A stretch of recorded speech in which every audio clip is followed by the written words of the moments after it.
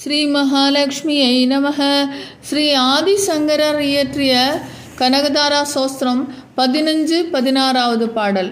நமோஸ்து காந்தியை கமலேக்ஷணாயை நமோஸ்து பூத்யை புவன பிரசூத்யை நமோஸ்து தேவாதிபிரர்ச்சிதாயை நமோஸ்து நந்தாத்மஜ வல்லभायै.